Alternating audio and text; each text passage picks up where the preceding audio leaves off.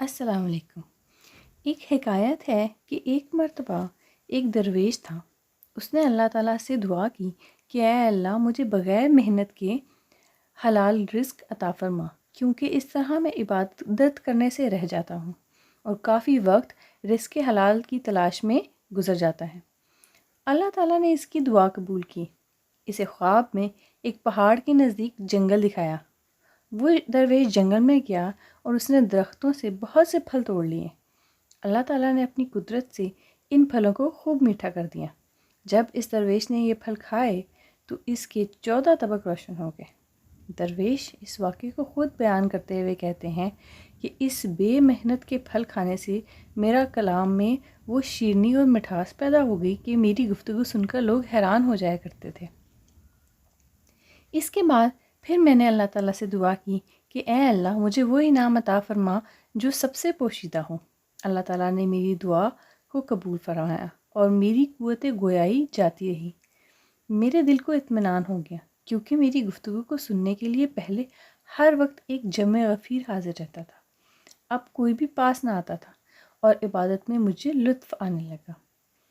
میری قلبی کیفیت اس قدر پرمسرت تھی کہ اگر جنت میں صرف وہی حاصل ہو جائے تو مزید کسی چیز کی تمنا نہیں تھی۔ چونکہ میں روزی کمانے کی فکر سے آزاد ہو چکا تھا، مجھے اس معاملے میں محنت و مشقت کی کوئی ضرورت نہیں تھی۔ جن دنوں میں کمائی کے لیے محنت کیا کرتا تھا، ان دنوں کا بچا ہوا ایک درہم میرے پاس موجود تھا جس کو میں نے اپنی آستین میں سی لیا تھا۔ ایک مرتبہ کا ذکر ہے کہ جب جنگل میں بیٹھا ہوا تھا، میں نے ایک درویش کو دیکھا جو جنگل سے لکڑیاں کاٹ کر بوجھ اٹھائے تھکا ہارا چلا آ رہا تھا۔ میرے دل میں خیال آیا کہ میں تو اب روزی کمانے کی فکر سے آزاد ہو گیا ہوں اور درختوں پر لگے کڑوے پھل بھی میرے لیے شیریں ذائقے والے بن چکے ہیں۔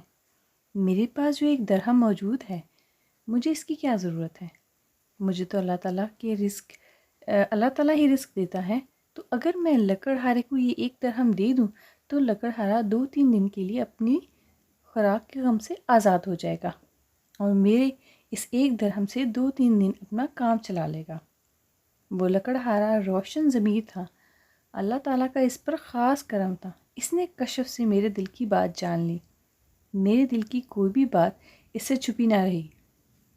وہ غصے سے میرے قریب آیا، بڑبڑایا۔ میں اس کی بات تو سمجھ نہ سکا، مگر اس کے غصے کا اثر میرے دل پر ظاہر ضرور ہوا۔ پھر اس نے لکڑیوں کا گٹا زمین پر رکھا اور دعا کرنے لگا کہ اے اللہ، اگر تیرے وہ بندے جو تیری بارگاہ میں مقرب ہیں اور جن کی دعا قبولیت کا درجہ رکھتی ہیں، تو میں ان کے وسیلے سے تیری وہ مہربانی چاہتا ہوں جس سے یہ سب لکڑیاں سونے کی بن جائیں۔ ابھی اس لکڑہارے نے یہ دعا مانگی ہی تھی کہ وہ سب لکڑیاں سونے کی بن گئی۔ یہ دیکھ کر مجھ پر ہیبت طاری ہو گئی اور مجھے کچھ ہوش نہ رہا۔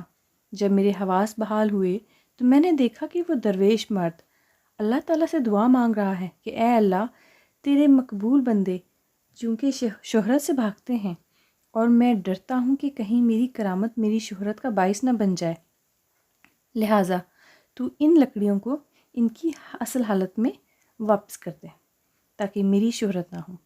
چنانچہ وہ لکڑیاں دوبارہ اپنی اصل حالت میں آ گئیں اور وہ لکڑیوں کا گٹھا اٹھا کر اپنی راہ پر گامزن ہوا۔ میں نے چاہا کہ میں اس درویش مرد کے پیچھے جاؤں اور اس سے کچھ پوچھوں اور کچھ اچھی اچھی باتیں سنوں، مگر اس کی ہیبت کے اثر سے میں قدم ہی نہ اٹھا سکا۔ اس واقعے سے مجھے یہ عبرت حاصل ہوئی کہ محنت کے ساتھ حلال روزی کے لیے جستجو کرنا بہت ضروری ہے،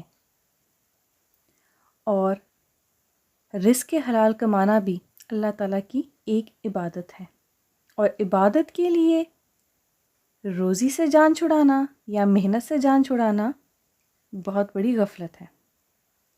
اگر یہ واقعہ پسند آئے، اس سے آپ نے کچھ سیکھا ہو، تو ہمارے چینل کو لائک اور سبسکرائب کریں اور اس ویڈیو کو شیئر کریں تاکہ مزید لوگ اچھی باتوں کو جان سکیں۔